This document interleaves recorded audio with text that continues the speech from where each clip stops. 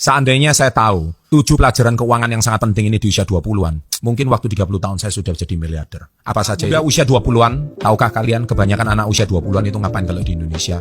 Habiskan waktu main game, nongkrong, lagi cari cewek, yang cewek cari cowok. Intinya itu habiskan waktu untuk sesuatu yang nggak ada hubungannya sama masa depan. Tapi kalau kalian sudah tahu 7 pelajaran keuangan ini, harusnya kalau kalian sudah tahu 20-an, tidak peduli hari ini berapa, harusnya kalian waktu 30 udah jadi miliarder. Hidup kalian udah jauh lebih santai waktu 30-an. Nah, apa saja 7 pelajaran itu? Yang pertama adalah, pastikan kalian harus tahu ilmu yang namanya kuadran I atau kuadran investment.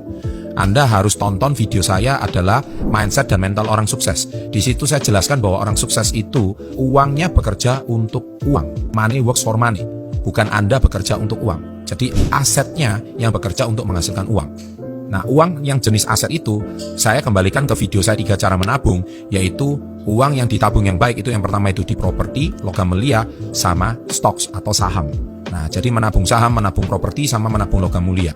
Anda bisa investasikan di bisnis kalau Anda punya bisnis. Jadi uangnya diputar lagi dalam usaha. Itu uangnya akan berputar terus.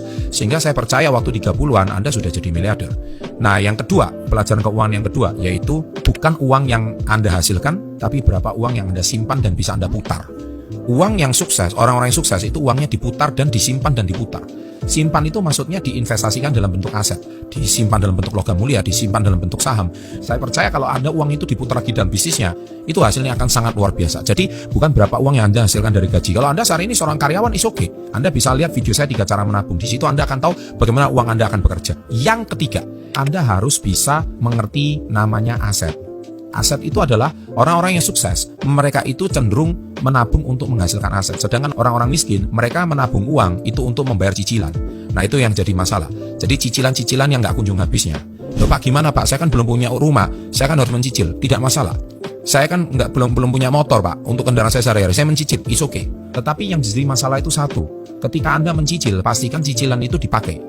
Kalau dipakai, uang, rumah Anda bisa jadi aset. Tetapi kalau Anda sudah punya lebih uang, Anda lebih baik mencicil sesuatu yang sifatnya menabung masa depan.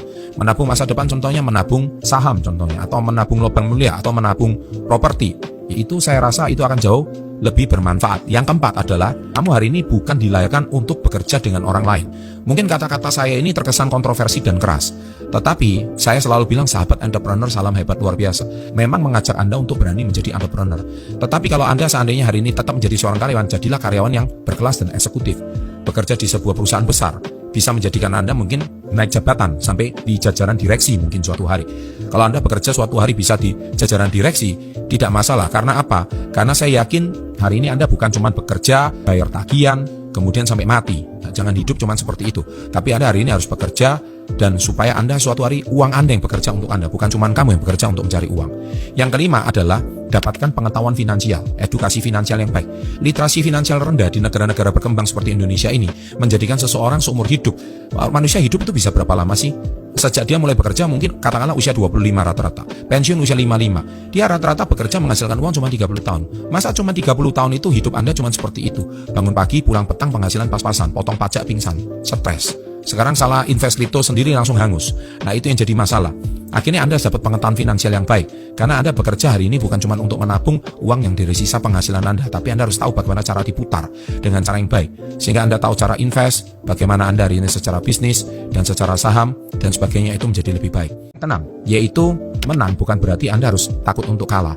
Anda harus bisa mengambil sebuah risiko yang besar. Risiko yang besar itu harus sudah diperhitungkan. Kalau Anda sudah bisa memperhitungkan risiko, jadi istilahnya mitigasi risiko, bahasanya sekarang itu. Kalau Anda bisa mitigasi risiko atau kalkulasikan risiko Anda, kan Anda berani mengambil risiko itu, Anda bisa menjadi sukses yang besar. Karena orang yang sukses adalah mereka orang yang berani mengambil risiko.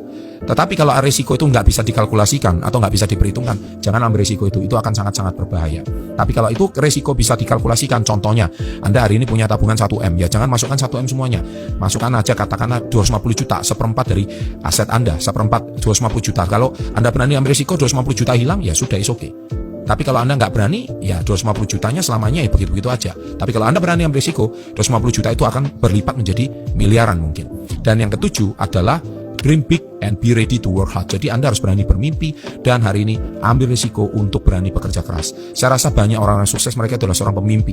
Orang-orang yang sukses itu adalah mereka yang berani bermimpi untuk meraih hidup yang lebih baik. Saya yakin kalau Anda harus berani berkorban untuk masa depan Anda adalah menjadi orang-orang yang berbeda daripada orang-orang yang usia 20-an. Sukses untuk adik-adik yang usia 20-an, terus berjuang, terus meraih mimpi. Saya yakin Anda akan jauh lebih sukses waktu 30-an nanti. Sukses untuk Anda dan salam hebat luar biasa.